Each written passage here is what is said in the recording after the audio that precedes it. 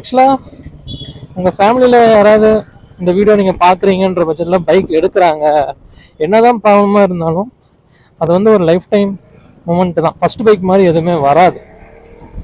அதனால் பிரச்சனையெல்லாம் கொஞ்சம் ஓரம் வச்சுட்டு அந்த மூமெண்ட்டை வந்துட்டு என்ஜாய் பண்ண கற்றுக்கணும் நாம். ஏன்னா அந்த மூமெண்ட் போயிடுச்சுன்னு வச்சுக்கோங்களேன், திரும்பி வந்துட்டு அதை ரீப்ளேஸ் பண்ணவே முடியாது. இப்போ நான் அந்த இன்சிடெண்ட்டை மறப்பேனான்னு கேட்டிங்கன்னா நான் மறக்க மாட்டேன். அது அப்படியே தான் இருக்கும் என் லைஃப்பில். அந்த எப்படி சொல்கிறது, அந்த பர்சன் நமக்கு இப்படி பண்ணிட்டாங்களே அப்படின்ற அந்த தாட்டுமே வந்துட்டு அப்படியே தான் இருக்கும்.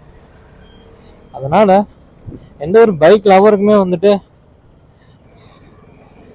அந்த மாதிரி ஒரு பனிஷ்மெண்ட்டு கொடுத்துடாதீங்க உங்கள் வீட்டில். First enjoy that moment. After நம்ம என்ன பிரச்சனையாக இருந்தாலும் நம்ம பேசி வந்து தீர்த்துக்கலாம். பேசி தீர்க்க முடியாத பிரச்சனையே கிடையாது. அப்பார்ட் ஃப்ரம் தட் பைக் எப்படி இருக்குன்னு கேட்டிங்கன்னா, பைக்கு வேறு லெவலில் இருக்குது. பயங்கரமாக என்ஜாய் பண்ணுறேன். பைக் நம்மளை மெதுவாகவே ஓட்ட அலோவ் பண்ண மாட்டேங்குது. இந்த ஏரியாவே அவன் கண்ட்ரோலில் இருக்கலாம், ஆனால் மாறி எப்போவுமே அவுட் ஆஃப் கண்ட்ரோல் தான்.